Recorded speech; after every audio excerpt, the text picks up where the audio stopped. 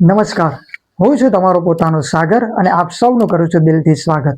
આજે આપણે વાત કરી રહ્યા છે ગુજરાતના ખેડા જિલ્લામાં આવેલ રાજા રણછોડરાયના પ્રસિદ્ધ મંદિર એવા ડાકોરની.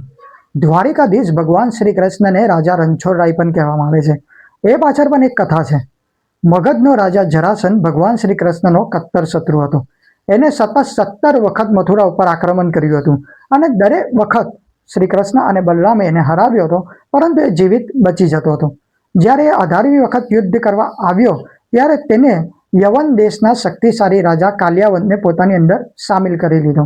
કાલિયાવંતને ભગવાન શંકર તરફથી એવું વરદાન હતું કે એને કોઈ પણ ચંદ્રવંશી કે સૂર્યવંશી રાજા હરાવી નહીં શકે અને કોઈ પણ શસ્ત્રથી એનો વધ થઈ નહીં શકે.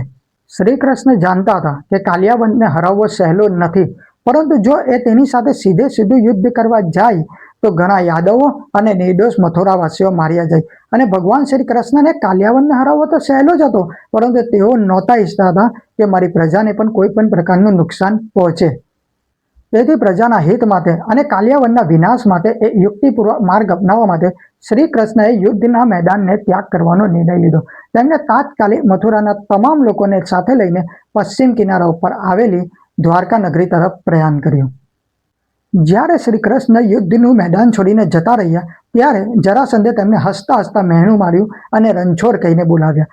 જોકે શ્રી કૃષ્ણ આ નામથી જરાય નારાજ ન થયા અને તેમને સ્વીકાર્યું, કારણ કે તેઓ જાણતા હતા કે પ્રજાના રક્ષણ માટે તેમને આ રણ છોડ્યું છે. પાછળથી શ્રી કૃષ્ણએ પોતાની દૈવી શક્તિથી કાલિયાવંતને મુચકુંદ રાજાની તપસ્યા પાસે લઈ જઈ તેનો વધ કરાવ્યો. આમ ભલે શ્રી કૃષ્ણ જરાસંધની યુક્તિને હરાવવા અને નિર્દોષ પ્રજાના જીવ બચાવવા માટે યુદ્ધ ભૂમિનો ત્યાગ કર્યો હતો, છતાં પણ તેમને રણછોડરાય તરીકે ઓળખવામાં આવે છે. આ નામ તેમની દૂરંદેશી, શાંતિપ્રિયતા અને પ્રજા પ્રત્યેના પ્રેમને દર્શાવે છે. ડાકોરનું આ મંદિર માત્ર ધર્મનું કેન્દ્ર નથી, પરંતુ ગુજરાતની સમૃદ્ધ વારસાગત સ્થાપત્ય કલાનો એક ઉત્તમ નમૂનો છે. વર્તમાનમાં ભવ્ય મંદિરનું નિર્માણ 1772ની ઈસવીમાં પેશવાના દરબાર એક શ્રોફ ગોપાલ જગન્નાથ આંબેકર દ્વારા કરવામાં આવ્યું હતું. આ મંદિરની રચનામાં મુખ્યત્વે મહારાષ્ટ્રીયન મંદિર સ્થાપત્ય શૈલીનો પ્રભાવ જોવા મળે છે. આખું એ મંદિર સફેદ આરસ પહાડમાંથી બનેલું છે, જે દૂરથી જ તેની પવિત્રતા અને ભવ્યતા દર્શાવે છે. મંદિરનો પરિસર કિલ્લા જેવી દિવાલોથી ઘેરાયેલો છે, જે તેની સુરક્ષા અને વિશાળતા દર્શાવે છે. મુખ્ય મંદિર પર 8 ગુંબજ અને 24 બુરજ આવેલા છે. મધ્યનો મુખ્ય ગુંબજ લગભગ 27 મીટર ઊંચો છે, જેના શિખર પર સોનાનો કળશ અને સફેદ ધજા લહેરાય છે. આ ધજા દૂરથી જ ભક્તોને ડાકોર આવકારતી હોય એવું લાગે છે. મંદિરના પ્રવેશદ્વાર ઉપર પહેલા માળે એક ટોકરખાના એટલે કે સંગીત કક્ષ છે, જ્યાં રોજે રોજ શહેનાઈ અને ઢોલ વાગે છે. ગર્ભગૃહમાં સ્થાપિત ભગવાન શ્રી રણછોડરાયજીની મૂર્તિ કાળા રંગના પથ્થરમાંથી બનેલી છે. તેઓ અહીં ચતુર્ભુજ સ્વરૂપમાં બિરાજમાન છે, પરંતુ ભક્તોની નજીક હોવાના કારણે તેમનો જમણો હાથ ઘણીવાર તેમની પ્રિય વાંસળી પકડતો હોય તે રીતે દર્શાવાય છે. તેમનું સિંહાસન ચાંદી અને સોનાના પતરાથી મઢેલું છે, જે બરોડાના ગાયકવાડ શાસકો તરફથી ભેટ સ્વરૂપે મળ્યું હતું. આ મંદિરની અન્ય વિશેષતા એ પણ છે કે તે ગોમતી તળાવના કિનારે આવેલું છે. મંદિરની રચના એવી રીતે કરવામાં આવી છે કે તળાવના સૌથી ઊંચા ઘાટ પરથી પણ ભગવાનની આરતીના દર્શન થઈ શકે. મંદિરના મુખ્ય હોલમાં ભગવાન શ્રી કૃષ્ણના જીવન પ્રસંગો દર્શાવતા સુંદર ચિત્રો કંડારવામાં આવ્યા છે. ટૂંકમાં ડાકોરનું રણછોડરાયજીનું મંદિર માત્ર ઈંટો કે પથ્થરોનું માળખું નથી, પરંતુ તે ભક્તિ, કલા અને ઇતિહાસનો એક જીવન સમન્વય છે. આ મંદિર ગુજરાતની ધાર્મિક અને સાંસ્કૃતિક ઓળખનું પ્રતીક છે. ડાકોર ગામમાં વિજયસિંહ બોડાના નામના એક રજપૂત રહેતા હતા, જેઓ ભગવાન શ્રી કૃષ્ણના અનન્ય ભક્ત હતા. તેમની પત્નીનું નામ ગંગાબાઈ હતું. બોડાના દર 6 મહિને કારતક સુદ પૂનમના દિવસે હાથમાં તુલસીનો ક્યારો લઈને પગપાળા ડાકોરથી દૂર દ્વારિકાધીશના દર્શન કરવા જતા હતા. 72 વર્ષની ઉંમર સુધી તેમણે આ ક્રમ નિયમિત જાળવી રાખ્યો. વધતી ઉંમરના કારણે જ્યારે બોડાનાને દ્વારકા જવામાં ખૂબ તકલીફ પડવા લાગી, ત્યારે ભક્તની તકલીફ ભગવાનથી જોવાઈ નહીં.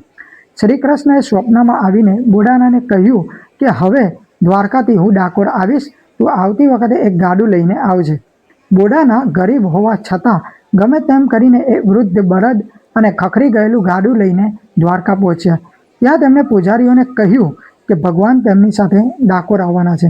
દ્વારકાના પૂજારીઓ જેઓ ઘૂઘરીઓ તરીકે ઓળખાતા હતા અને એમને ડર હતો કે જો ભગવાનની મૂર્તિ જતી રહેશે તો તેમની આજીવિકાનું શું થશે. તેથી તેમણે રાત્રે મંદિરને તાળા મારી દીધા. પરંતુ ભગવાને રાત્રે ચમત્કાર કરીને તાળા તોડ્યા અને બોડાણાના ગાડામાં બેસીને ડાકોર તરફ પ્રયાણ કર્યું. ભગવાન પોતે એક જ રાતમાં ગાડું ચલાવીને બોડાણાને ડાકોરની નજીક લઈ આવ્યા. દ્વારકાના પૂજારીઓ પીછો કરતાં કરતાં ડાકોર પહોંચી ગયા. બોડાણાને ડર લાગતા ભગવાને તેમની મૂર્તિને ગોમતીમાં છુપાવવા માટે બોડાણાને કહ્યું. ઘૂઘરીઓએ આવીને બોડાણા ઉપર ભાલો ફેંક્યો, પરંતુ એ ભાલો મૂર્તિને વાગ્યો. પૂજારીઓ મૂર્તિ પાછી લઈ જવા માટે અડગ રહ્યા. ત્યારે ગંગાબાઈએ કહ્યું કે તેઓ મૂર્તિના વજન બરાબર સોનું આપશે. ઘૂઘરીઓને લાગ્યું કે આ ગરીબ બોડાણા શું સોનું આપવાના, પરંતુ જ્યારે ત્રાજવામાં મૂર્તિની સામે માત્ર ગંગાબાઈની નાકની વારી અને તુલસીદળ મૂકવામાં આવ્યા ત્યારે ભગવાનની મૂર્તિનું વજન આ નાનકડી વસ્તુઓ જેટલું થઈ ગયું. આ દ્રશ્ય જોઈને ઘૂઘરીઓ આશ્ચર્યચકિત થઈ ગયા અને બોડાણાની ભક્તિનો મહિમા સમજાયો. આ રીતે વિક્રમ સંવત 1212ની કારતક સુદ પૂર્ણિમાના દિવસે દ્વારિકાધીશનું બીજું સ્વરૂપ ડાકોરમાં રણછોડરાય તરીકે બિરાજમાન થયું. આજે પણ ડાકોર રણછોડરાયજીનું મંદિર કરોડો ભક્તોની આસ્થાનું કેન્દ્ર છે અને બોડાણાની ભક્તિને વશ થઈને દ્વારકા છોડીને ડાકોર આવ્યા, તેથી ભગવાન રણછોડરાય કહેવામાં આવે છે.